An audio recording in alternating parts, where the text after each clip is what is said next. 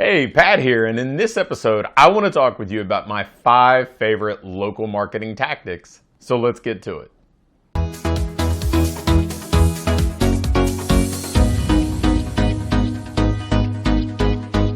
All right, in this episode, we're going to talk about local marketing tactics. You know, over the past, I guess, 15 years, I've used probably just a little bit more than 140 different tactics or variations of tactics when it comes to just marketing to grow local businesses or my online businesses. I've tried everything from billboards and radio spots and TV spots to actually doing radio shows, car wraps, you name it. Done all sorts of things, but if I were going to market a local business right now, there are 5 that I would start with or I would focus on that would kind of take precedence over everything else. Now, I'm going to go ahead and count these down from the one that I would choose as number 5 down to my favorite and give you a little bit of the rationale behind why. But before I do, I want to basically kind of talk with you about a couple that I'm not going to have in the top 5 and why. So one that I really like that I'm not including in the top 5 is direct mail.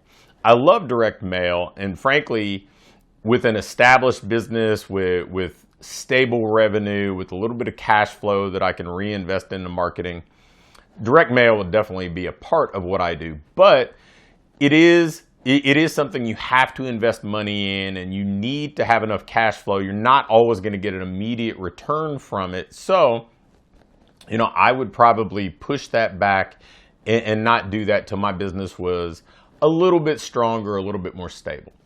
The next one would be strategic alliances.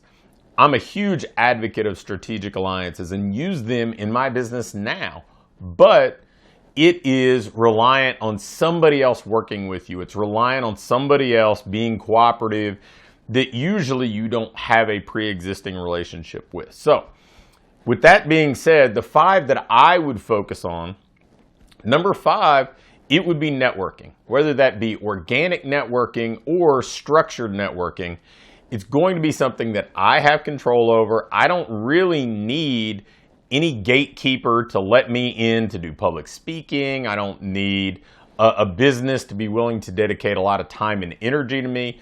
Really, it's just me going out, having conversations, and then for the people who are interested in what I might be able to do or help them with problems that I can help them solve, we're going to follow up. I'm going to continue that conversation and invite them to experience what I do.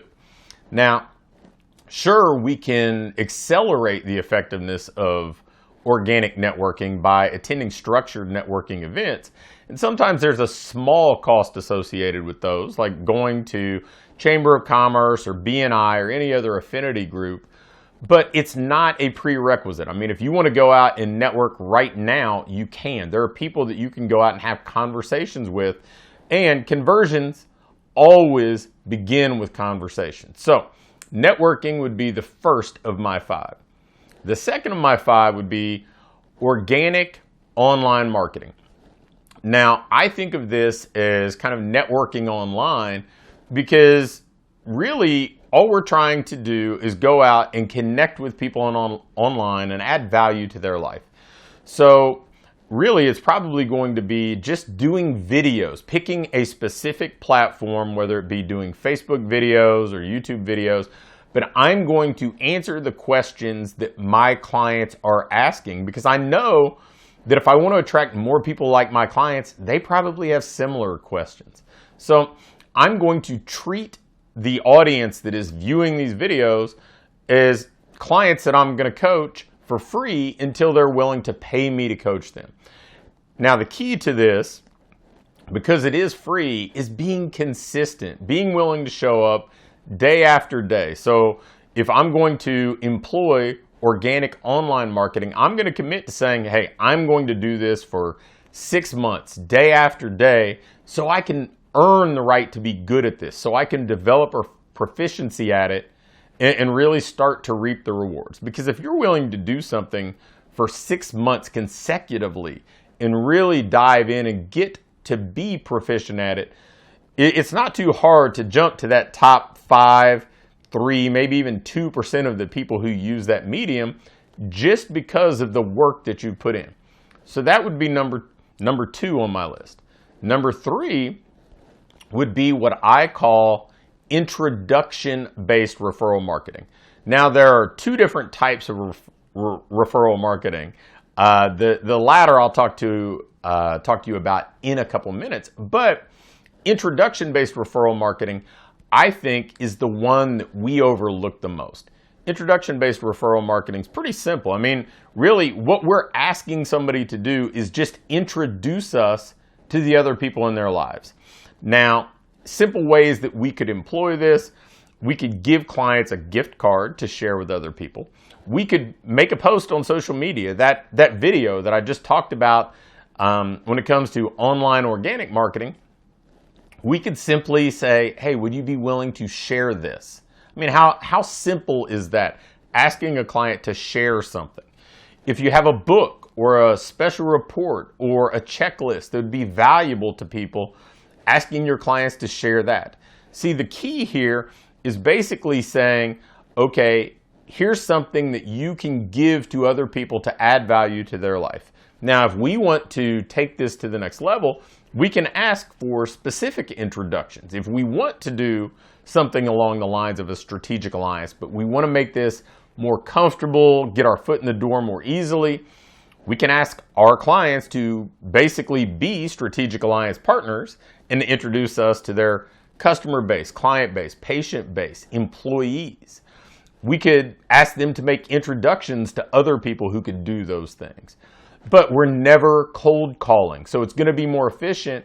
And with this approach, as with the organic online approach, you don't have to leave your facility to do it. So this is stuff that you can do in between training sessions. It's stuff that you can do throughout the day and just kind of fit in instead of having to block off dedicated amounts of time to be somewhere, instead of having to maybe rearrange your schedule to attend specific things. It's definitely a lot more convenient, and it's something that you probably can be more consistent with because of that. All right, so that's number 3. Number 4, it would be paid advertising to lead magnets. Paid advertising to get somebody to opt in so you can follow up with them. Now, the beauty of paid advertising is if you can crack the code and do this profitably, where you know that you can pay to get somebody to opt in, and your follow-up mechanism converts them into clients in a profitable fashion, this is something that literally can set you apart from everybody else. This is this kind of lever that you always have, where you're not dependent on an algorithm on social media. You're not dependent on a gatekeeper to let you do public speaking or something else.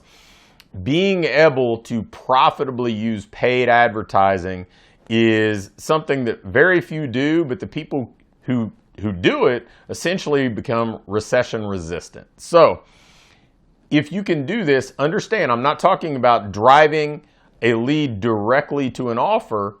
I'm asking them to opt in so I have the ability to follow up with them without additional expense.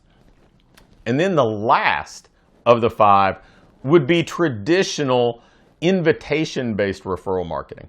And this is the stuff that most of us do. Invite people to bring a friend day, ask our clients to invite people to be parts of programs, whether it be short-term things like charity events, bring a friend events, 7-day challenges, 14-day challenges, even up to 6-week challenges, getting people to come in, because it really kind of accelerates the relationship. This person coming in already is kind of pre-sold. They're coming in the door instead of meeting outside the facility.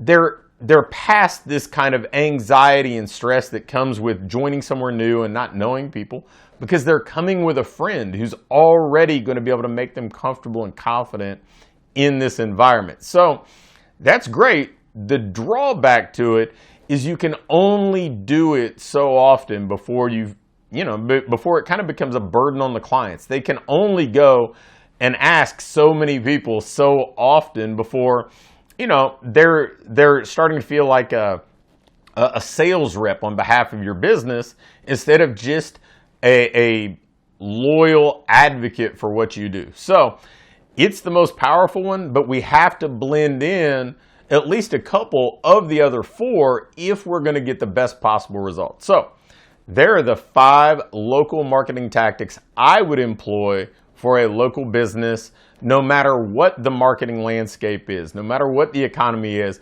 All 5 of those are go-to strategies or tactics that you can use now. Thanks for watching. If you click the first link in either the description or the link in the pinned comment, you can get my latest book, The Ideal Business Formula, for free. And if you like this video, hit the thumbs up button for me. If you have any questions or comments or video requests, leave me a comment below and I'll be quick to respond. And lastly, make sure to hit the subscribe button. I'm posting videos weekly now, and if you turn your notification bell on, you'll be sure to get them all.